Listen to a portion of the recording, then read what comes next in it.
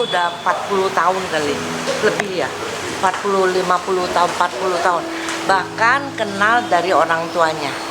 Tapi terakhir ketemu mungkin sekitar 10 tahun yang lalu, berbeda. Berbeda.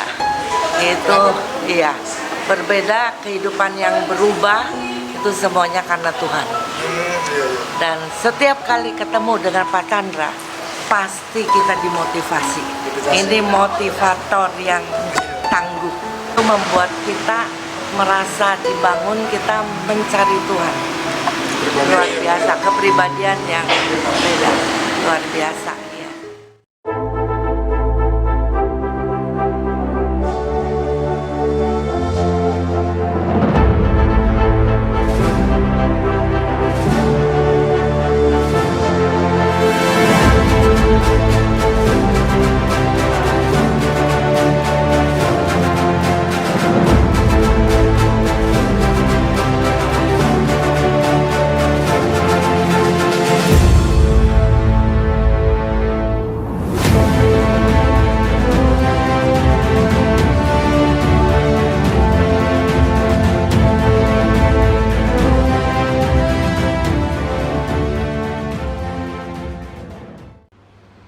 Jumpa kembali teman-teman di MCT Journey Inspiration of Life.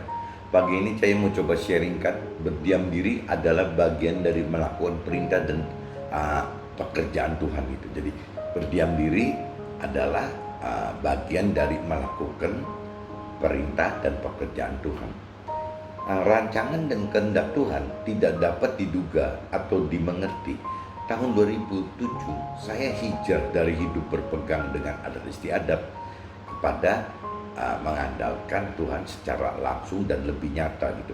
Jadi waktu tahun 2007 itu saya hijrah ya, kalau dari bahasa muslimnya mungkin saya disebutnya hijrah, maksudnya berpindah keyakinan, berpindah pegangan yang tadinya hanya ikutin adat istiadat leluhur kita saja. Nah sekarang berpindah kepada hidup dengan dasar pola-pola Tuhan itu. Jadi jelas nyata, maksudnya nyata di sini jelas ada firman yang bisa kita pegang dan kita pelajari, kita mengerti dan kita lakukan itu.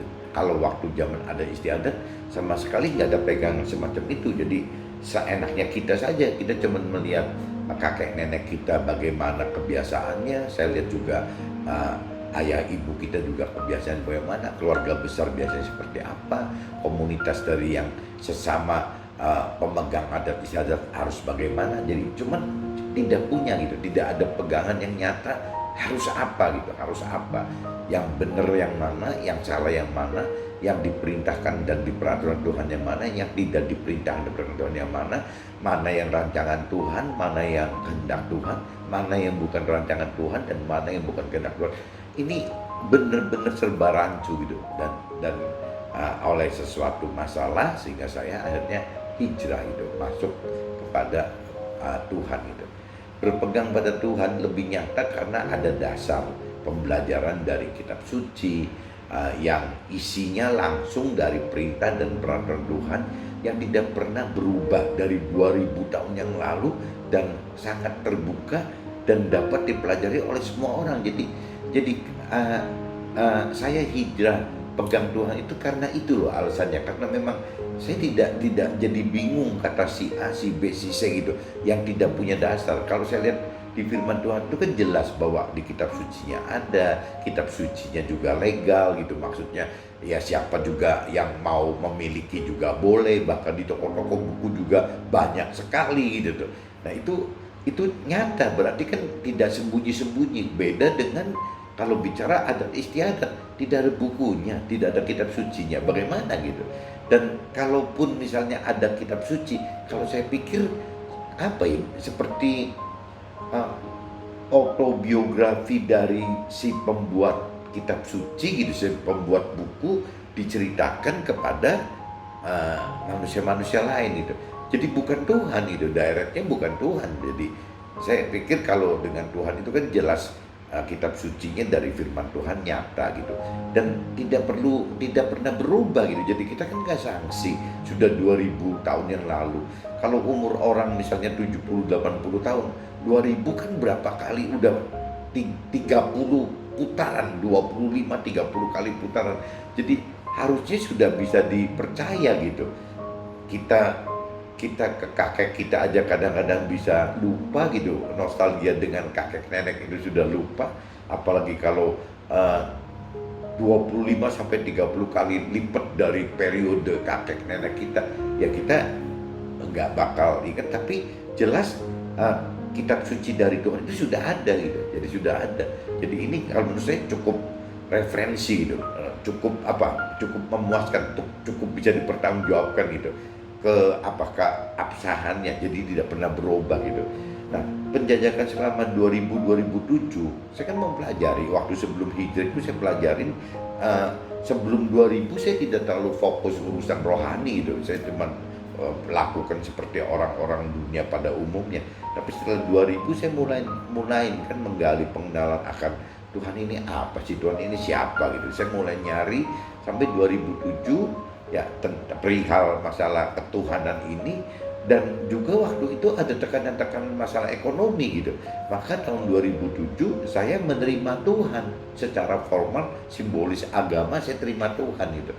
Padahal saya udah mempelajari Tuhan itu dari tahun 2000. Nah, saya baru bisa putuskan, oke, kayaknya Tuhan pengen saya hijrah ke dalam keyakinan yang benar-benar langsung sumbernya dari Tuhan. Nah, 2007 saya masuk ke dalam formality simbolis agama bahwa saya terima Tuhan. Dan karena hubungan yang dekat ya selama 2 tahun dengan pembimbing rohani saya gitu. Saya dekat sekali, pembimbing rohani saya itu 12 tahun, 15 tahun lebih tua dari saya gitu. Jadi mungkin sekarang 70, 80 mungkin ya, dan memang sama-sama radikal gitu. Cuman dia rohaniawan, saya bukan rohaniawan itu. Tapi dia juga tidak mudah diatur orang karena sekepala, saya juga mirip-mirip begitulah gitu. Jadi dua orang ini bertemu ya cocok. Jadi bukan cocok karena rohaninya, yang pertama cocok karena karakter pribadinya gitu. Memang setengah ugal-ugalan kali gitu kalau orang awam bicara gitu. Ya saya juga seperti itu, dan mereka si pembimbing rohani saya juga seperti itu gitu. Jadi cocok, dan cocok itu berjalannya 2 tahun bersama bicara urusan firman apa gitu. Jadi kan udah lebih tertata gitu, saya lebih tertata. Nah, berdua saya terbesit gitu, waktu itu saya terbesit untuk dirikan komunitas rohani dengan tujuan agar orang-orang lebih mengenal firman dan menghidupkan Tuhan dengan lebih nyata. Itu yang saya alami dan saya rindukan gitu. Nah, kebenaran mentor rohani saya juga mendukung dia. Yuk akhirnya berdua mendirikan komunitas gitu. Nah, waktu mendirikan komunitas ternyata tidak mudah. Mendirikan komunitas bagi saya dan pembimbing rohani saya itu tidak mudah gitu. Jadi saya dengan pembimbing rohani saya, dengan teman-teman tim saya gitu yang memang mendukung gitu di adanya komunitas itu, butuh waktu 2 tahun meresmikan komunitas ini gitu. Sebelumnya dicemooh orang, dicurigai orang, malah pernah dianggap sesat gitu. Karena tidak umum gitu. Karena waktu kita ingin, setelah kita mengenal dan mengerti akan firman Tuhan dan ingin menghidupkan Tuhan dengan lebih nyata, itu ternyata tidak mudah. Karena orang awam itu kadang-kadang merasa tidak perlu seperti itu. Ya, yang penting orang percaya Tuhan, ya mau kenal Tuhan cukup. Tapi kalau buat saya, ya percaya Tuhan jangan di bibir saja dong, dinyatakan dalam perbuatan kita kan. Yang namanya kita mengenal Tuhan, ya jangan cuma kita sebut tahu Tuhan kok mengenal Tuhan. Tahu Tuhan nggak perlu mengenal firman-Nya, tapi kalau mengenal Tuhan itu harus mengenal firman dan pengertian firman-Nya loh, harus apa gitu. Nah, ini kadang-kadang ada friksi di sini, ada perbedaan di sini, sehingga majority akan klaim saya, akan menyalahkan saya bahwa ini kok neko-neko banget sih, orang baru kemarin sore nongol aja udah begini ya. Ya untungnya waktu itu kan saya bareng-bareng dengan mentor rohani formal gitu yang memang sudah senior banget. Tapi tetap aja tuh ya saya maupun si mentor rohani itu juga tetap kena gitu. Tetap dicemooh, tetap dicurigai tetap dituduh sesat gitu. Nah setelah 2 tahun baru mendapatkan formality gitu, ada izin bahwa oke, komunitas ini sudah menjadi satu lembaga dalam aktivitas tempat ibadah itu gitu. Jadi udah formal sampai hari ini tahun 2020 ya sudah berjalan 13 tahun ya, itu berjalan gitu, tetap masih berjalan dan sudah formal di dalam tempat ibadah, jadi sudah dianggap lembaga resmi gitu. Awalnya sih seperti itu gitu. Setelah 2 tahun menjadi pendiri dan ketua umum, waktu itu saya kepaksa jadi ketua umum karena memang saya yang menggagas, saya yang mendirikan gitu. Jadi semua orang pengennya saya, ya ayo dong, saya jadi ketua umumnya gitu, nggak mau orang lain jadi ketua umum. Nah, mentor rohani saya kan tidak mungkin merangkap jadi ketua umum, jadi ya saya 2 pendiri, tapi saya jadi terpaksa menjadi ketua umum. Nah, Tuhan melalui hamba Tuhan menubuatkan untuk saya lepas jabatan ketua umum. Padahal 2 tahun loh, jadi 2 tahun sengsara bagaimana mendirikan, menggagas dan mendirikan komunitas sampai jadi resmi, sampai sudah diakui. Tapi saya cuma pegang selama 2 tahun gitu. Jadi bertepatan dengan diresmikannya komunitas itu, saya juga jadi apa ya? 2 tahun lawan 2 tahun gitu. 2 tahun menggagas dan mendirikan, 2 tahun saya pegang gitu. Pegang itu hanya 2 tahun. Kalau secara rasio juga aneh banget loh. Dan semua teman-teman tim saya marah semua. Ini maksudnya apa sih kok 2 tahun mati-matian untuk mendapatkan izin gitu setelah udah berdiri, kok 2 tahun aja udah ditinggalkan lagi gitu tuh. Ya memang kembali lagi cara kerja Tuhan seperti itu gitu. Jadi 2 tahun berjalan setelah diresmikan, saya mendapatkan nubuat dari beberapa teman rohani, dari mentor rohani saya, bahwa Tuhan pengen saya lepasin komunitas ini, dan Tuhan mau saya lebih berdiam diri gitu. Jadi berdiam diri di dalam Tuhan. Nah, sejak itu saya lebih mendalami lagi gitu, lebih mendalami lagi pengenalan akan firman Tuhan, pengertian akan firman Tuhan. Nah, biasanya kalau tidak cuma cukup dengan baca firman saja, jadi banyak sekali saya dengar mungkin ribuan khotbah dari segala macam aliran gitu. Nah, saya juga baca banyak sekali buku-buku rohani gitu. Dan banyak sharing, saya juga sharing ke sana sini gitu. Jadi ya mungkin kalau orang usaha normal dianggapnya saya jadi kayak orang gila gitu. Jadi melakukan yang tidak umum, tidak sama dengan yang orang-orang pengusaha dunia pada umumnya gitu. Nah, ini pengalaman saya. Jadi kadang-kadang kita beranggapan kita untuk Tuhan itu membuat satu aktiviti komunitas yang begitu sulitnya kita rintis gitu sampai akhirnya jadi. Logikanya, rasionya kan berarti komunitas itu akan menjadi tempat kita menetap dan terus berkembang gitu. Tapi ternyata rencana Tuhan itu, rancangan dan kehendak Tuhan itu bisa beda dengan kita gitu. Jadi yang 2 tahun saya menjabat, akhirnya saya serahkan kepada teman-teman penerus yang dari tim itu gitu. Sampai hari ini masih jadi bergantian gitu.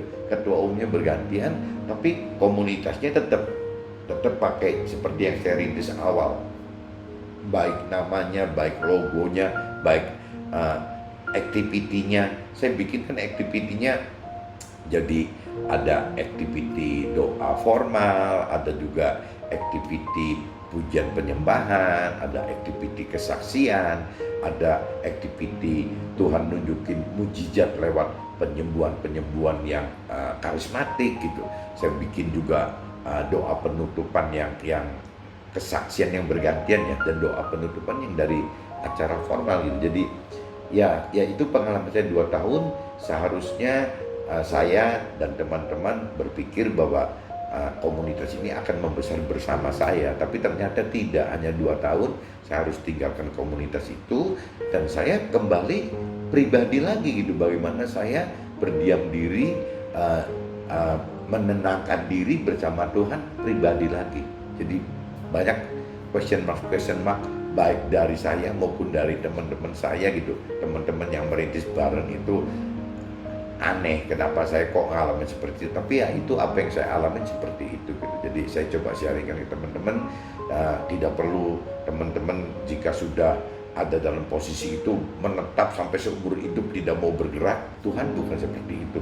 Kita ingat ceritanya Nabi Abraham gitu yang selalu berpindah-pindah begitu.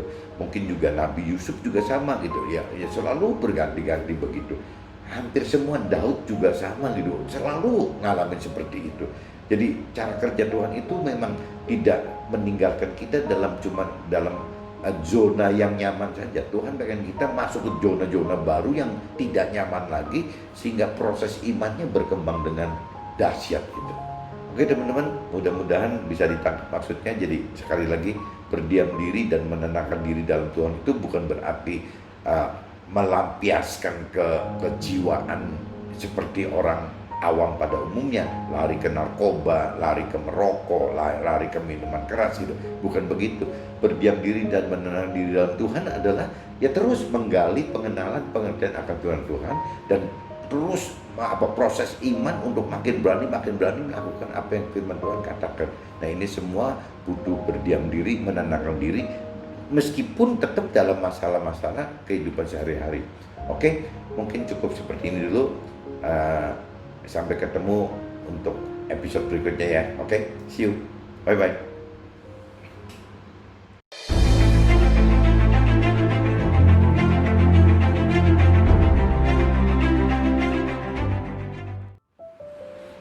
One minute to better life. Kegalauan hidup oleh karena kegagalan rancangan dan kehendak kita akan bermanfaat jika ada di dalam jalan firman dan ada Roh Tuhan yang kita hidupkan dalam hal menyelesaikannya. Oke?